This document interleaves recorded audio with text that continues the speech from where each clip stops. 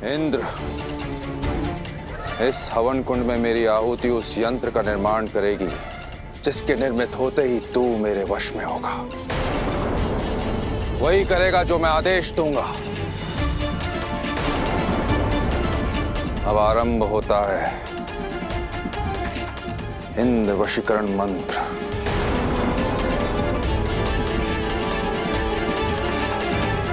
देवराज इंद्राय नमः स्वाहा। देवराज इंद्राय नमः स्वाहा। तारकासुर ये यज्ञ नहीं, पाप है ये, पाप। रोक दो इस यज्ञ को तारकासुर, रोक दो। देवराज इंद्र के एक असुर के वश में होने से ब्रह्मांड में प्रलय की स्थिति उत्पन्न हो जाएगी। संपूर्ण ब्रह्मांड असंतुलित हो जाएगा तारकासुर। इस यज्ञ को रोक दो तारकासुर।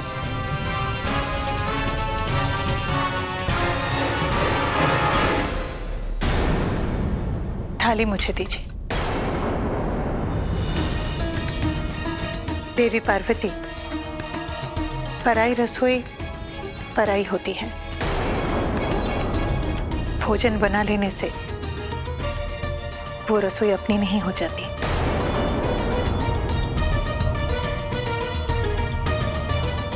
आपका आशय क्या है? आशय स्पष्ट है। पराई रसोई में भोजन बनाने के बहाने से आप रसोई पर अधिकार जताने की चेष्टा कर रही है।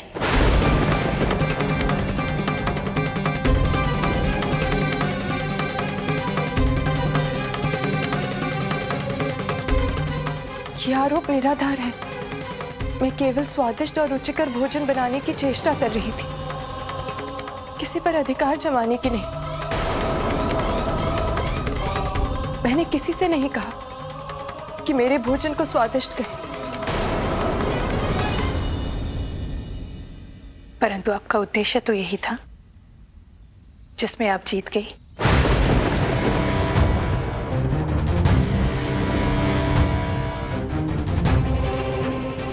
देवी पार्वती, एक बात ध्यान रखिएगा, एक मां एक बार पराजित हो सकती है। उनके पुत्र को कुछ समय के लिए अपनी तरफ आकर्षित कर सकती है, परंतु सदा के लिए कदापि नहीं।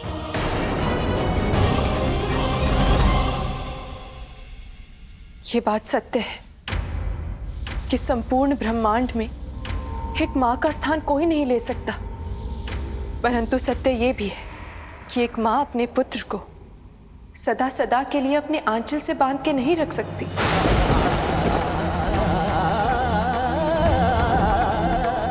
मेरा आंचल विशाल है। निश्चित ही आपका आंचल ममता का नहीं, मोह का आंचल होगा। ममता जब मोह में परिवर्तित हो जाती है तो एक संतान के विकास में बाधा बन जाती है। एक पंछी पंख आने के उपरांत अपने शिशुओं को आकाश की ऊंचाइयों में उड़ने के लिए भेज देती है, और तभी तो उस पंछी का शिशु अपने अंबर को खोज पाता है। आप ये कहकर सिद्ध क्या करना चाहती हैं? मैं कुछ सिद्ध नहीं करना चाहती, सत्य समझाना चाहती हूँ। कौन सा सत्य है जिससे मैं अनभिज्ञ हूँ देवी पार्वती? कि प्रत्येक माता के पुत्र को एक जीवन संगिनी की आवश्यकता होती है, जो उसके ऊंचे नीचे टेढ़े मेढ़े रास्तों में उसका साथ देती है, उसका संबल बनती है। और आपके पुत्र की जीवन संगिनी तो तब से उनके साथ है जब से संपूर्ण संसार की रचना भी नहीं हुई थी। शिव शक्ति के रूप में जन्म जन्मांतर से हम दोनों एक दूसरे के पूरक हैं, कल्प कल्पांतर से एक दूसरे के साथ हैं।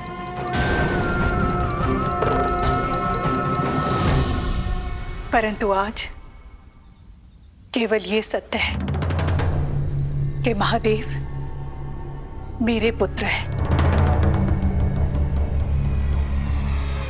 मेरा बाल शिव है जो मेरे पुत्र बनकर रहना चाहते हैं। और आपके पुत्र को आपके पुत्र बने रहने में उनकी जीवन संगिनी का कोई योगदान नहीं है। सोचिए, उस महाशिवरात्रि वाले दिन के संदर्भ में यदि उस दिन बाल शिव ने महाशमशान की रेखा पार नहीं की तो किस कारण नहीं की? बोलिए देवी पार्वती, उस दिन के लिए मैं सचमुच आपकी आभारी हूं, परंतु उसके बाद जो किया आपने उससे मैं बहुत आहत हुई हूं। क्या किया मैंने? ऐसा कौन सा अपराध कर दिया?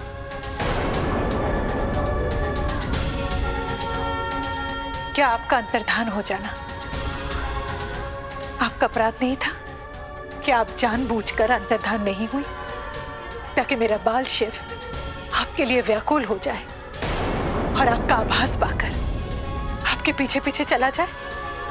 जो कैलाश में ना हो सका वो अमरनाथ में हो जाए? स्पष्ट कहिए देवी अनुसुईया। देवी पार्वती, आपने पूरा प्रयास किया कि मेरा शिव महादेव बन जाए और आपके साथ कैलाश चला जाए, परंतु ऐसा नहीं हुआ। वो मेरे पास वापस आ गया और मेरा पुत्र बनकर ही रहना चाहता है। ये आपकी भ्रांति है देवी अनुसुईया। मैं जानबूझकर अमरनाथ गुफा नहीं गई थी, सब कुछ त्याग कर अमरनाथ गई थी एकांतवास में रहने के लिए, अपने महादेव से दूर उन्हें त्याग कर गई थी। परंतु मित्र शिव मुझे ढूंढते ढूंढते वहां पहुंच गए और पुनः मुझे अपने साथ ले आए। सत्य कहूं तो मैं नहीं जानती शिव की लीला को। शिव की लीला मेरी समझ के परे है। नहीं जानती कि वो क्यों आपके बालक बने रहना चाहते हैं। नहीं जानती कि वो मुझे अपने साथ क्यों रखना चाहते हैं। नहीं जानती कि उन्होंने मुझे ये वचन क्यों दिया कि वो मुझे मेरे महादेव से मिलवाएंगे।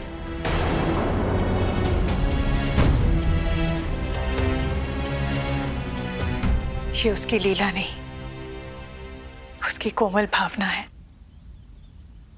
वो किसी को दुखी नहीं देख सकता।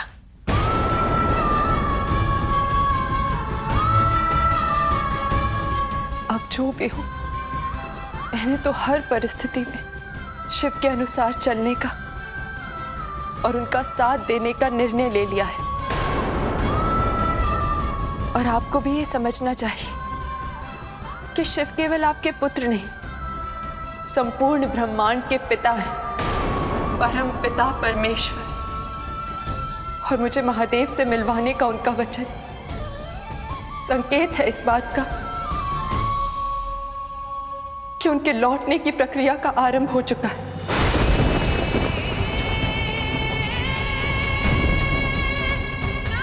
अब समय आ गया है देवी अनुसुईया, आपके द्वारा प्राप्त ममता और गृहस्थी के ज्ञान को लेकर वापस कैलाश लौटने का।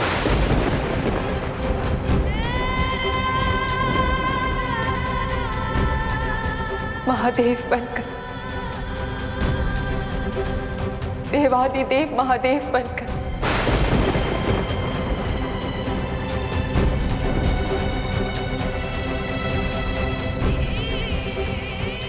जिनकी आवश्यकता सकल संसार को है,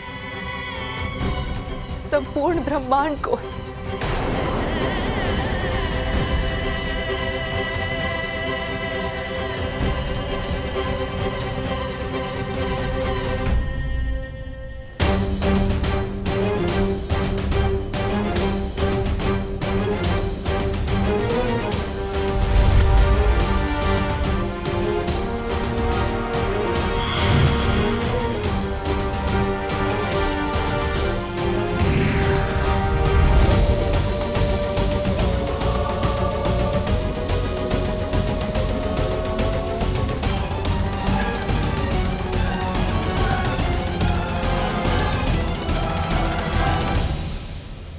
मैंने तुझे सिद्ध कर लिया देवराज।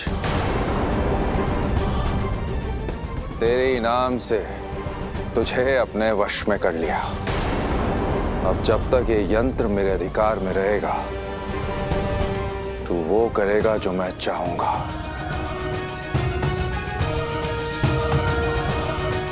देवराज इंद्र, जो मैं कह रहा हूं उसे ध्यान से सुनो। अब जा और जाके उस अनसुईया, नंदी और उसके मित्र मूड को समाप्त कर अपने वज्र के प्रहार से। नहीं देवराज, कोई तर्क, कोई प्रश्न, कोई स्पष्टीकरण मुझे पसंद नहीं। मुझे केवल मेरे आदेश का पालन पसंद है। अब जाओ और तीनों को समाप्त कर दो।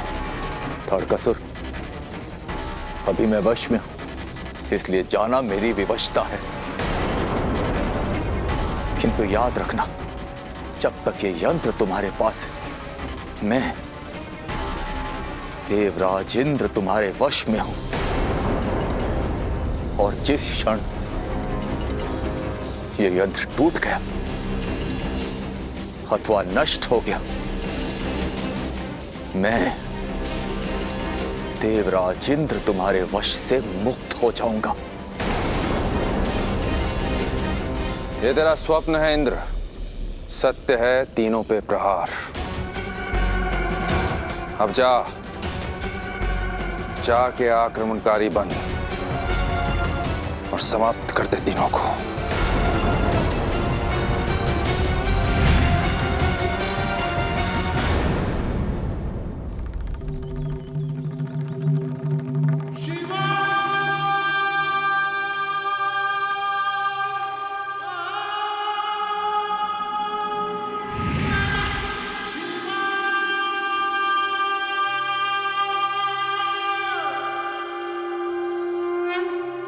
लगता है मेरे आने का ये उचित समय नहीं है।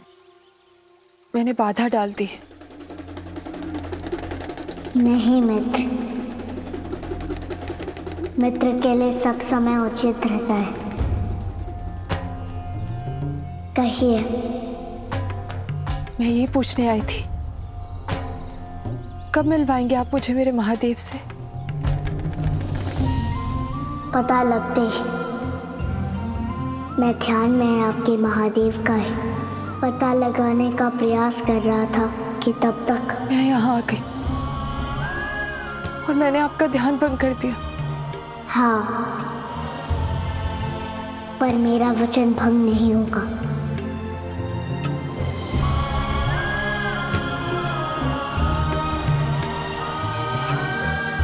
मुझे स्मरण है मेरा वचन।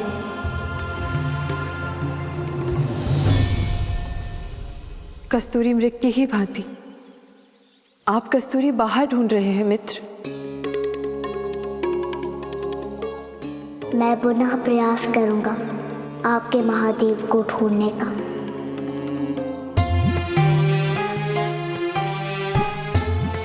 मेरे महादेव बाहर नहीं मिलेंगे मित्र, अपने भीतर ढूंढिए।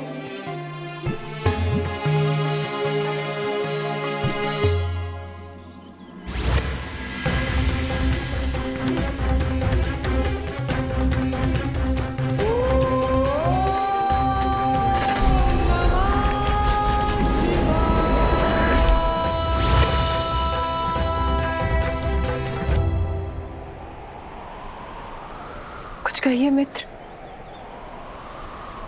मित्र, पता नहीं क्यों हर बार मेरी मानसिक दृष्टि एक ही स्थान पर, जहाँ एक अभेद दीवार है, वहाँ जाकर रुक जा रही है।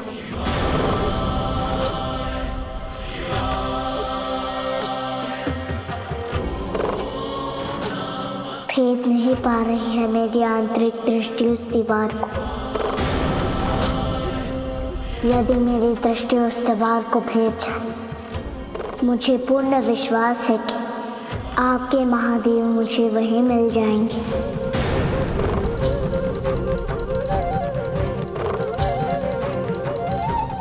उसी का पार है आपके महादेव। वो दीवार आपकी विस्मृति की बनी दीवार है महादेव।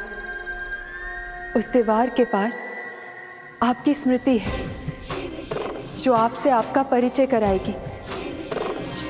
परंतु उस परिचय के लिए उस विस्मृति की दीवार का टूटना अनिवार्य है मित्र। बिना उस दीवार के टूटे आपकी वास्तविकता से आपका परिचय संभव नहीं है।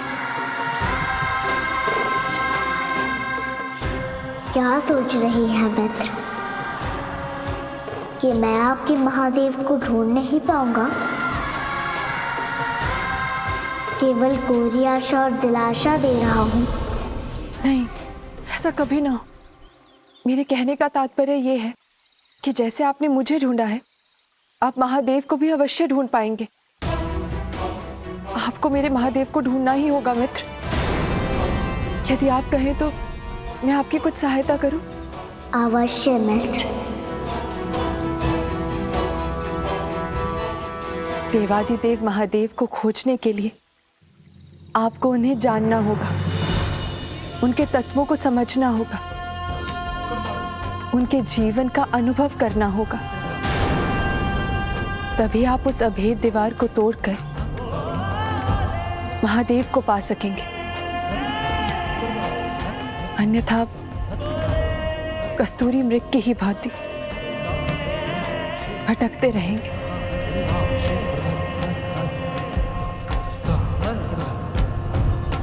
शिव हर हर हर।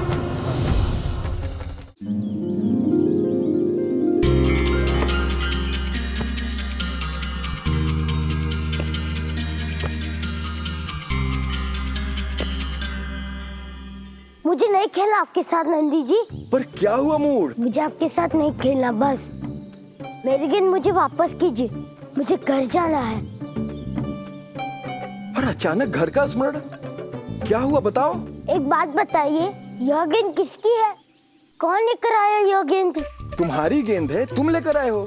जब यह गेंद मेरी है तो लपकने का अधिकार भी मेरा ही है। परंतु आप लोग मेरी गेंद को मुझे नहीं पकड़ने दे रहे, इसीलिए ना गेंद दूंगा ना आप लोगों के साथ खेलूंगा। दीजिए मेरी गेंद। पर इसमें रुष्ट होने वाली क्या बात है मूड? हाँ मूड, खेलने में तो यह है, होता ही है। हाँ, हर प्रयास में कभी सफलता और कभी असफलता मिलती ही है। नहीं, मेरी गेंद है, अधिक बार मैं ही पकड़ूंगा और जब मेरी इच्छा होगी तब आप लोग पकड़ेंगे। यह मेरी शर्त है। यदि स्वीकार है तो खेलूंगा, अन्यथा गेंद लेकर वापस चले जाऊंगा। दीजिए मेरी गेंद। तो मुझे दीजिए मेरी गेंद। मुझे ही। परंतु मूड मैंने सब देख लिया, सब सुन लिया। अच्छा, वो आपने सब सुन लिया। अब आप ही निर्णय कीजिए माता। खेल में जो योग्य होते हैं अवसर उसे ही मिलता है, समझे? इसीलिए पहले योग्य बनो। जी माता। अच्छा मूड, चलो फिर से खेल आरंभ करते हैं। इस बार गेंद तो मैं सबसे पहले लेके आऊंगा।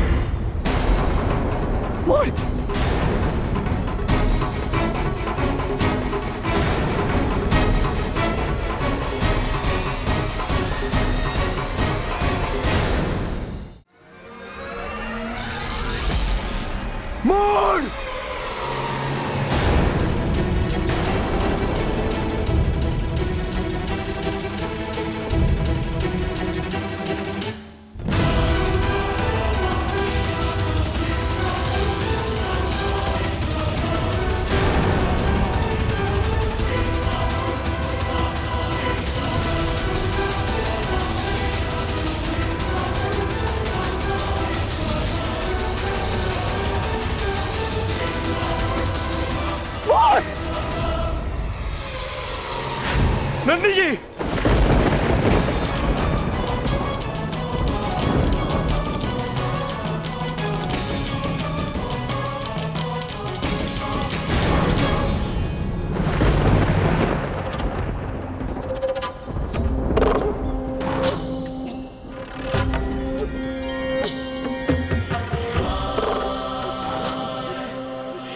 क्या हुआ मित्र? नंदी जी संकट में है।